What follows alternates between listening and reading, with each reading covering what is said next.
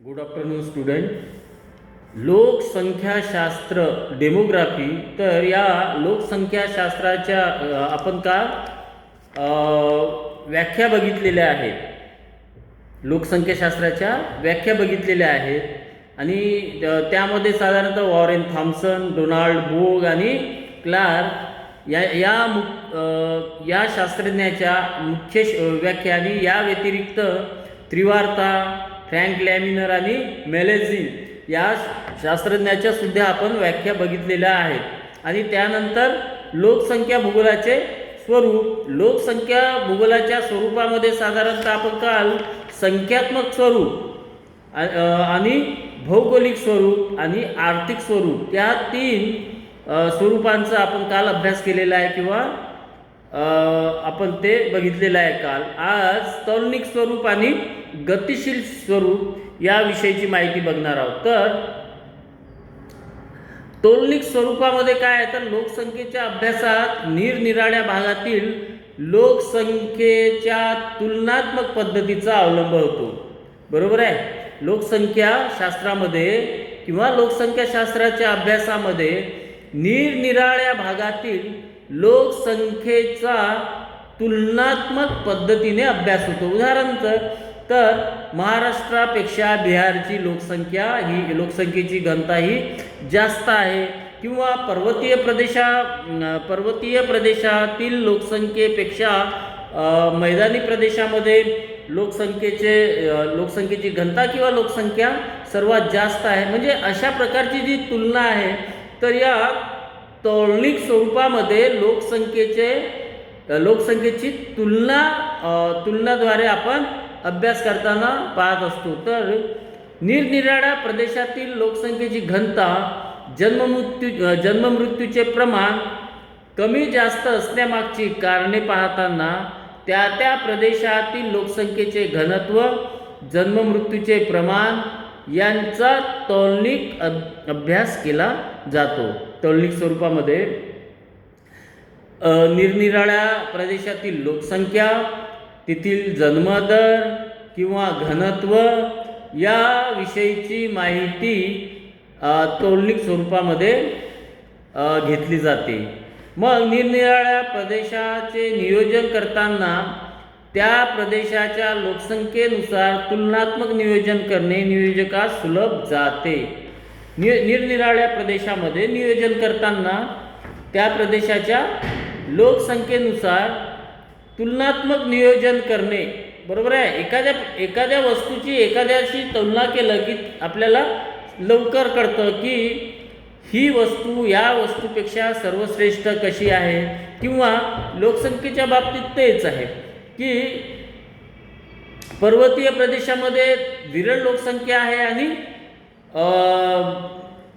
मैदानी प्रदेशामध्ये लोकसंख्येची घनता ही जास्त आहे. मग याचं कारण काय आहे. तिथे विरळ लोकसंख्या असण्याचं कारण काय आहे किंवा मैदानी प्रदेशामध्ये दाट लोकवस्ती असण्याचं कारण काय आहे. म्हणजे अशी तुलना केलं तर अभ्यासाला अत्यंत सोयीस्कर होते. म्हणून तौलनिक स्वरूप सुद्धा फार महत्त्वपूर्ण आहे. मग आहे गतिशील स्वरूप, डायनॅमिक नेचर. गतिशील स्वरूपामध्ये साधारणतः कोणत्याही प्रदेशाची लोकसंख्या ही स्थिर नसते. बरोबर आहे. कोणताही जगातला कोणताही भाग घ्या, कोणताही विभाग घ्या, त्या प्रदेशातील जी लोकसंख्या आहे ती स्थिर नसते. उदाहरण घ्यायचं झालं भारताचं तर 1971 मध्ये जी लोकसंख्या होती तीच 2025 किंवा 26 मध्ये आहे का. नाही. तर 71 मध्ये कमी लोकसंख्या होती आणि आता ती जास्त आहे. म्हणजे अशी गतिशील म्हणजे एकंदरीत की लोकसंख्या ही गतिशील आहे. लोकसंख्या ही स्थिर नाही तर ती गतिशील आहे. कारण दिवसेंदिवस ही लोकसंख्या वाढत जाईल किंवा कमी होत जाईल. कारण मृत्यूमुळे मृत्यूचं प्रमाण जास्त असेल तर लोकसंख्या कमी होईल आणि जन्मदर जास्त असेल तर लोकसंख्या वाढत जाईल. म्हणूनच लोकसंख्या ही गतिशील असते. लोकसंख्या वाढीचा दर हा कमी जास्त असला तर लोकसंख्येत बदल होत असतात. बरोबर आहे. लोकसंख्या वाढीचा दर हा कमी जास्त होत असला तर लोकसंख्येमध्ये सुद्धा बदल होत असतात.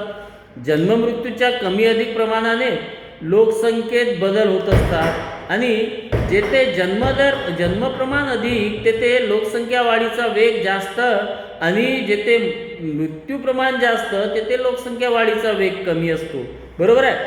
ज्या ठिकाणी जन्मदर हा जास्त असेल त्या ठिकाणी लोकसंख्या वाढीचं प्रमाण हे जास्त आहे. बरोबर आहे. कारण जन्मदरपेक्षा मृत्यूदर जर कमी असेल अशा वेळेस जन्मदर जास्त असल्याने त्या प्रदेशामधील जी लोकसंख्या आहे ती दिवसेंदिवस वाढत जाईल, म्हणजेच तेथील जन्मदर हा जास्त असल्याचं पाहायला मिळते.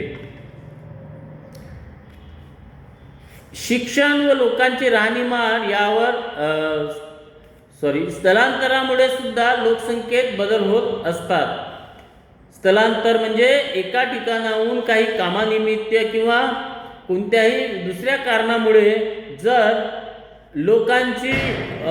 लोकांचे स्थलांतर होत असेल तर त्यामुळे सुद्धा लोकसंख्येचे बदल होत असतात. स्थलांतर हे कमी अधिक प्रमाणात सर्वत्र होत असते. अशा प्रकारे लोकसंख्येतील बदल होत असल्याने लोकसंख्येच्या अभ्यासाचे स्वरूप गतिशील किंवा परिवर्तनशील आहे. एकंदरीत गतिशील स्वरूप म्हणजे लोकसंख्या ही एक स्थिर नसून तिच्यामध्ये वर्षानुवर्षे किंवा काळामध्ये ते बदल होत असते आणि म्हणून लोकसंख्या ही गतिशील आहे. त्यानंतर तौलनिक स्वरूप आहे, भौगोलिक स्वरूप, संख्यात्मक स्वरूप आणि आर्थिक स्वरूप हे सर्व स्वरूप आपण बघितलेले आहे. बरोबर आहे. तर आपण इथे थांबू आणि पुढल्या तासामध्ये लोकसंख्या भूगोलाची व्याप्ती घेऊ. ठीक आहे. ओके. थँक्यू.